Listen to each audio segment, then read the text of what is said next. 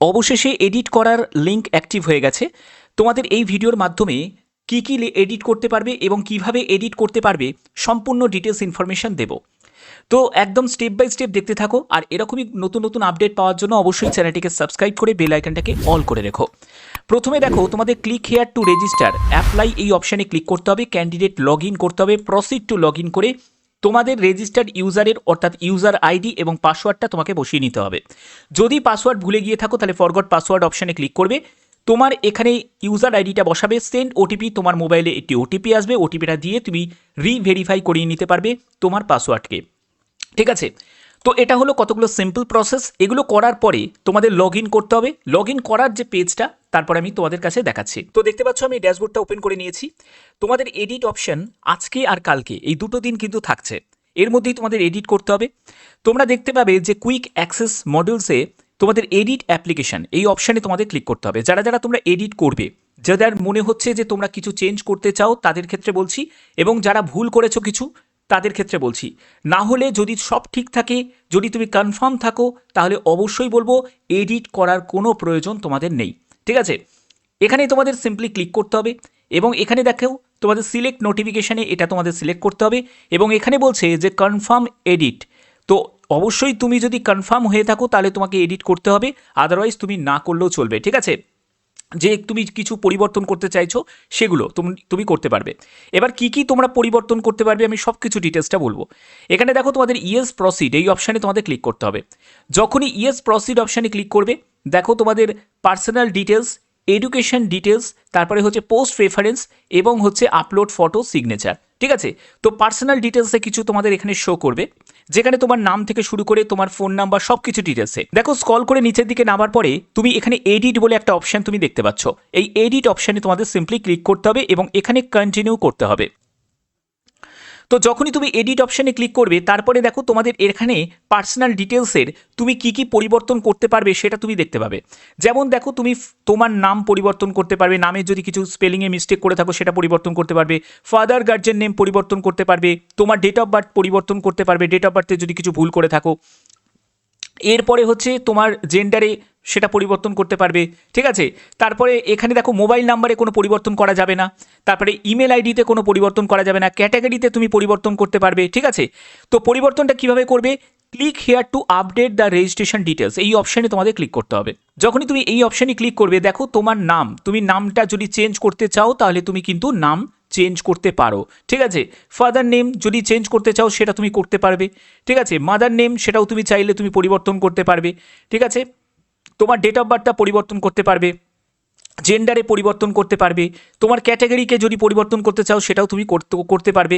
দেখো এখানে email ID mobile number পরিবর্তন করা যাবে না। ওকে, এরপরে তোমার ম্যারিটাল স্ট্যাটাস সেটাও তুমি এখানে পরিবর্তন করতে পারবে। তুমি যদি পিডাব্লিউডি ক্যাটাগরি যদি ভুল করে যদি নো দিয়ে থাকো তুমি ইয়েস করতে পারবে, বা ইয়েস দিয়ে থাকো সেটা নো করতে পারবে।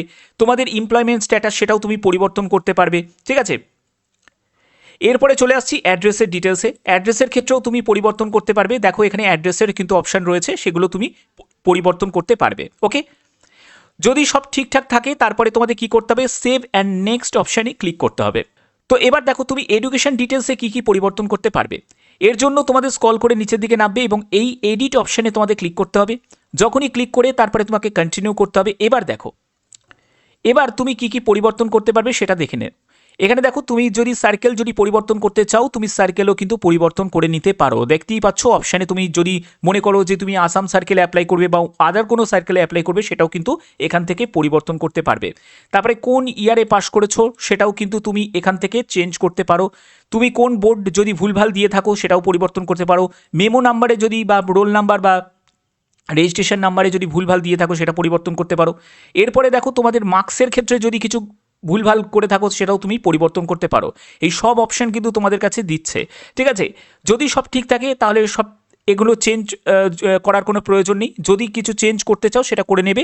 করে নেওয়ার পরে সেভ অ্যান্ড নেক্সট অপশানে ক্লিক করে এখানে কন্টিনিউ অপশানে ক্লিক করে দেবে।